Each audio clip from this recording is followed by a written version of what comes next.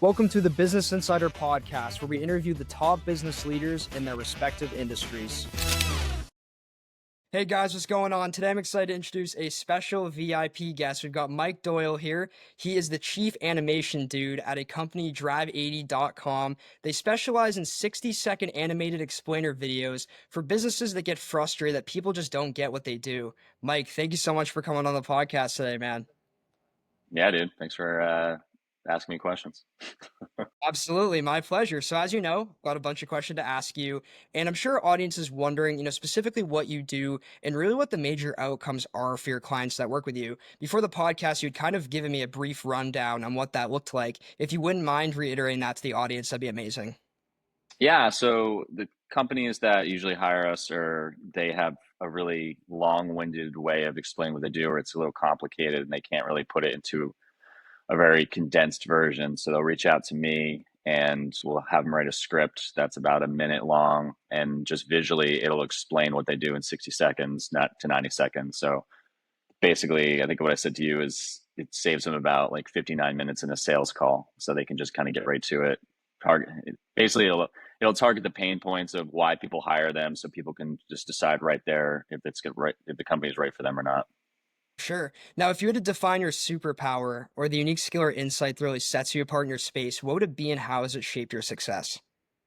I keep things like really simple. There's a lot of other animators that they do great. They do great jobs. I mean, there's companies out there that'll blow me out of the water, but mine kind of is more kind of like a middle ground between price point. If you go too low, you're in five, or if you go too high, you're in some of my competitors that are charging like $25,000 for an animation. So I'm kind of like in the sweet spot, and they work with me directly. I have one person on my team that does the higher end tiers for design, and he's amazing. Been working for me for about the last 14 years, and yeah, so it's just really quick communication. I'm located in the U.S. and just keep it simple and just visualize and just get the idea out as clear as possible for them. Absolutely. So I'm curious, Mike. I mean, what kind of inspired you to pursue your current path? I mean, how'd you get here? I used to be in a punk band in my late teens, early 20s, and traveled around the country. We broke up after our eighth tour, moved out to LA, started working at a bunch of restaurants. This one guy came in one time with a graph t-shirt, and I was like, "What is that?" He's like, "Oh, it's my t-shirt company." So I was like, "That's pretty cool. I could do that." So I got into graphic design, moved back to New Jersey, where I'm from, put myself through school, and then I graduated. It was only 10-month technical school. Graduated after, it was only 10 months, like I said, and once I graduated, got on site at a job doing. I was interning for a little bit. Got on site, was a junior art director, and about a year and a half of working for this company, I hated it. And working pharmaceutical marketing is a nightmare. So then this guy was in one day, and he said he was a freelancer. And I said, "What was that?" He's like, "Well, I could charge like 65 to 150 an hour." And I was like, "I want to do that." So 2006, jump ship, and been freelancing ever since. 2011 is when I started drive80.com. I'd been doing some different businesses here and there. Decided to take all my skills and create an LLC. About a year into it, yeah, less than a year into it, I was kind of overwhelmed because I was doing too much. And I read a book called Built to Sell, where the guy said, just do one thing really well. And so that stuck with me. Had a coffee with a good friend, Anna Masker from Profit Point. Well, it's not Profit Point anymore, but she's from New Jersey, does accounting. She said, "How's your morning going?" I said, "I'm really frustrated. I don't know what to do." She's like, "What are you doing?" I'm like, "Well, this." And she's like, "Oh, it's that explainer animation thing." I'm like, "Well, I can just make 60-second explainer videos." And she's like, "You should just do that." And I was just like, "Oh, okay." And then got rid of everything else and just decided to do this the entire time. Wow, no, that's an interesting story, man. And kind of through your process and progress as an entrepreneur, how powerful has networking been, and what would you recommend other entrepreneurs do to up their game? Yeah, man. Networking in the beginning when I started doing it, let's put it out, let's kind of run it a little bit. I think probably from people you've talked to, there's a balance in entrepreneurship. There's doing all the stuff, the technicalities, wearing all the hats if you're working by yourself. And then there's a lot of woo-ness of like law of attraction, ask the universe. And so it's like all these like mix of things. And so I was reading a lot of books. If you read any success books, they really go down that path. especially what was that one? Think and Grow Rich. So I'm reading all these books, and I one day I was just like, man, I really need help. And someone I knew at the time introduced me to this guy who had this franchise called the Alternative Board, which was a mastermind group with small businesses. So what you did was you got together about once a month for 4 hours or less, like close to 4 hours. It'd be, mine was 8 of us. And so what happened was I would go and I'd talk for 10 minutes and say, here's my successes, and then end with, but here's my challenge. And then everyone, you go around the room and everyone gives you 2 minutes of the time where you just shut the hell up and they just give you feedback. You write it down. And so in doing that, like, let's say you're giving me advice, the other people are listening to it and they're like, oh, that can actually apply to me. So you're getting all of this stuff for it. And so that was really helpful. And the guy who ran it, Chris Lipper, he recommended I join the Chamber of Commerce. So that was a huge thing, getting networking. Walked into a room of like 250 people in suits, and I don't really do that. So I was like, all these motherfuckers, I'm sorry, I want to swear, but Yeah, no, don't worry about it. Don't worry about it. I was like, all these motherfuckers are going to know who I am. And the key, which I just naturally did, and a lot of people don't do this, a very small percent of people do this, was I would just refer people to each other. So in the cool thing about the networking group was that you'd put your business card in a basket, and so everyone had their own tables. There'd be 10 of us, and there's a whole room just like tons of tables where it's 10 people. Everyone went around, gave their 2 minutes, their pitch, and at the end you get two business cards, and you can reach out to them and have a coffee. So I was doing 3 to 5 coffees a week. And in that, I'd start emailing people. I'm like, hey, blah, blah, blah. You should know this person because they're awesome. You should know this person because they mentioned this. There you go. So I really just started doing that, especially when I was trying to do sales. And sales, you can't guarantee you're going to close anything. But referring someone, you can guarantee that you're going to make a connection and you're giving back, which is a huge thing. And it actually gives you, like, if you're doing sales stuff all day, it makes you feel a lot lighter because you can control that. And so I highly recommend when people are networking, introduce other people. Yeah. Make sure that it makes sense when you do that, and don't be annoying because people will just think you're the annoying person. They're like, we see what you're doing. There's like kind of contrived. So it was like when someone's trying to work with you and on LinkedIn, they just keep liking and commenting every one of your posts, and you're like, I know what you're doing. You really need to fucking relax. Yeah. Yeah. Like voiceover people will do that to me, and I'm like, you got to just shut up. So yeah, networking, man. I was doing that. I got burned out though about a year and a half into it. It was just doing too much. So I really pulled back. And now I don't really do a lot of showing up. I've started kind of doing a little bit, but there has to be this balance. If you go too much, you're gonna get fried. And if you do less, like no one's gonna know who you are. So it's like how do you get your face in front of people? And so I'm like, I volunteer for two different nonprofits in town, so that's helpful. But I definitely do need to get back more into showing up for networking events. No, that's awesome, man. I definitely practice a lot of the same stuff. I can definitely credit a lot of my young entrepreneurial success to networking, shaking every hand I can and just getting your name out there and kind of touching on what you said. I am a huge connector. I always try to, when I talk to someone on the podcast, I'm like, who in my network would be someone they should talk to that might be helpful to them. I always try to do that. So I think that's definitely something a lot of entrepreneurs underutilize. Is just like they always are like, sell, sell, sell. How can I tell them what I do? It's like you don't need to do all that. Just like put positive energy out into the universe and you'll get it back at some point. Yeah, man. I mean, just like be yourself. I was one meeting years ago where I'd walked at this dude. He was sitting in the corner. I was like, "So how much do you hate this as much as me?" And he just starts laughing, and we just became buddies. And yeah, I think like even when I would do coffees with people, I'd be like, "Can we just like talk about life? Like, I don't need to know about your financial advice service, advisor service, or whatever." I would just get to know him personally because that's what I like to do. And Yeah. then through Yeah. that, at the end, they'd be like, "What do you do?" I was like, "Oh, I do animation. Here's my website." They're like, "Oh, cool. I actually know someone." I'm like, "Great." But it was really just how do you genuinely meet people and listen to them instead of hustling all the time and doing all the keywords that everyone's throwing at you in all the books. It's like, you don't, they kind of sell you a little bit of they make it look sexy and it's not as sexy when you're in it. And people are like, this doesn't sound like the book that I read, or Tim Ferriss is wrong. You're like, yeah, man. Like they're also depressed and fucking like suicidal. Like, relax. Oh, that's funny. So, kind of moving on to a new topic now, AI. Everybody's talking about it, and there's new agents coming out every day. How is AI impacting your industry, and are you utilizing it? I haven't seen it dip into animation yet, but I have what's the word? Like I've stayed away from it and now I'm embracing it. I think I mentioned before, a buddy of mine, he's really trying to embrace it. He's a brilliant dude. He's one of my buddies I've known since I was like 14. And he was a coder and he was a marketer. So he's really researching ChatGPT and all these different services. So the other day he's like, I want to test something out with you. Can you help me help you create a brand guide for yourself? Because I haven't had one in 14 years. I'm a solopreneur. I don't really need one. I was like, all right.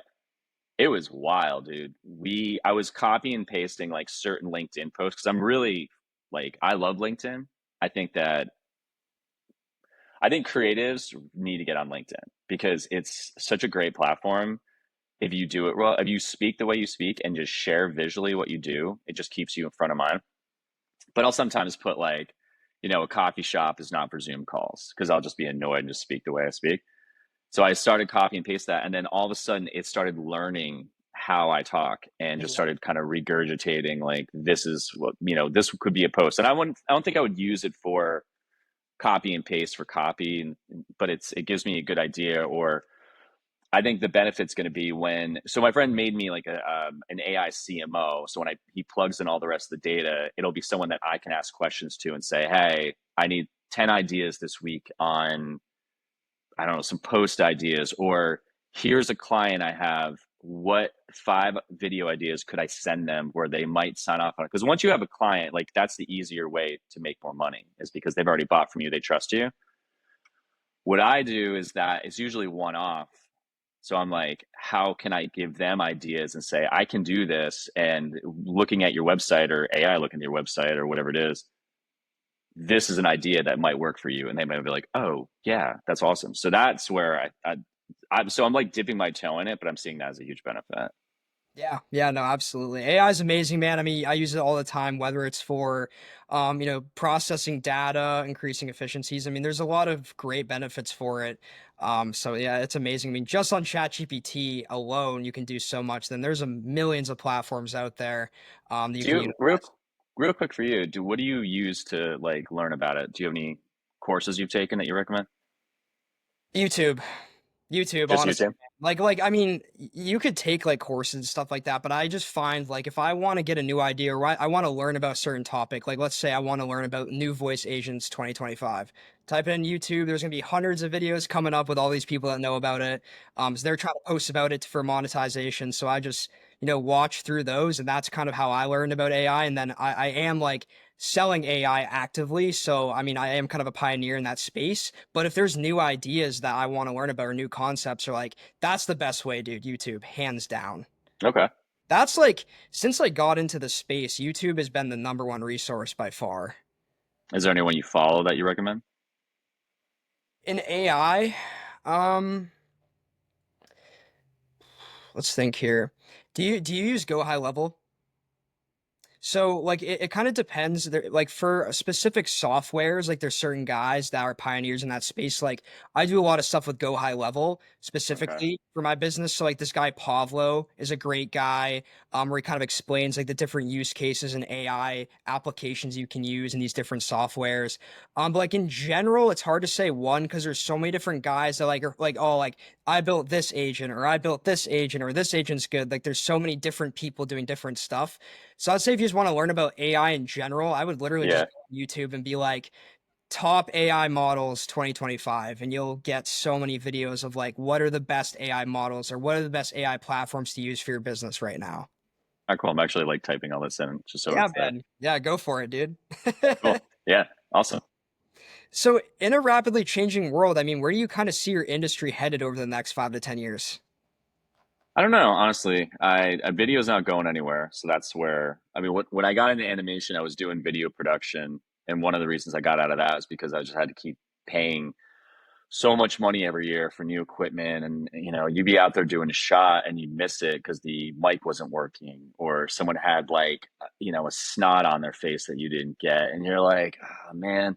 So with animation, Well, then I was like, okay, well, YouTube at that time became the number two search engine. So like, okay, this isn't going anywhere, and YouTube's still going strong. Video's not going anywhere. So I I don't know. I don't have a clear view. I feel like I just need to keep doing what I'm doing, but it's worked this long, but you do get that fear sometimes of like, oh shit, what if this gets unplugged tomorrow? Like, what am I going to do? But I also, through the years, I mean, I've taken sales training, I'm good at creative direction. So there's all these things, but I think with the animation the industry that I'm in, I don't know, like, I don't think you can just be some random person that just is, you could put prompts in, but I think where you need a creative side in the back end is to really finesse it a lot more. Because not a lot of, I mean, people can do creative things, but they're not creative. They're not good at it. Just like I'm not good at, so many other things that are whatever outside of my scope. So I don't know. I think it's going to help, but I hope it doesn't just become where everyone's like, well, we don't need anybody for a job anymore. We have AI doing everything. And you're like, well, if everyone's jobless, who the hell's going to buy anything? Yeah, no, that's very true. Very Yeah. true. Now, what do you feel like is the biggest problem in your industry currently? And at the end of the day, what are you doing to solve for that? I don't know, man. I mean, I think just with everything, everything's oversaturated. For But if you have, I think the businesses that I think the thing that works against a business is that they don't niche down. And I don't know if I think like in any industry, if you don't know who you're talking to specifically, like you would ask me who my target market is. And through doing that whole brand guide, I was like, we've kind of figured it out. It's women between 30s and 40s, marketing directors who are just having overloaded with just things that their jobs thrown at them because they're one person. That to me is like, okay, well, now that's my niche. That's who my marketing is going to go after. And I think you can live in a small space. It's like, I don't know, I think everyone's trying to grab all these millions and billions of dollars where you could do that. But I think in any industry, especially mine, if I just focus directly on who those people are, I'll still be able to help them. Yeah. And I guess challenge wise, I don't know. I mean, I just like the oversaturation, kind of like I said in the beginning, but that's if you're on YouTube just looking around for whatever, your head's gonna spin. But it's like when I was asking about who you go to for AI stuff, that's so specific, and then you narrow it down to like this one person. So they're just doing that, and you can whatever content they make, they're gonna be successful because there's an audience out there that wants it. Right. So I don't really know. Yeah, so I don't really know if I answer the question, but I don't have any like challenge that's in front of my face. But it'll be one of those where 10 minutes from now you'll ask me something, I'll be like, oh shit, wait, let's go back Yeah. to Yeah. that Yeah. other question.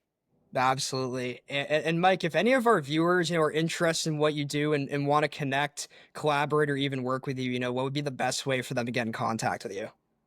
You can go to my website, drive80.com, drive80.com. You can email me at mike@drive80.com. And if there are, I mean, even if it's just a question about animation, I'm always down to answer that. I had just worked with a high school student who had a project and she needed a mentor. So for months, I'd check in on Tuesdays, and every other Thursday she would be like, I'm like, all right, where are you at? What do you need? So if there's that, you can reach out for me, or if you want to hire me, then I can send you my 3-tier pricing, which ranges from like 2 grand up to like, $12,000. Cool. Makes perfect sense. Well, guys, I'm gonna link all of Mike's stuff in the description. Definitely go check out what he's up to. And Mike, thank you so much for coming on the podcast today, man. I had a pleasure learning about what you do and interviewing you. It was awesome. Yeah, dude, appreciate it, man.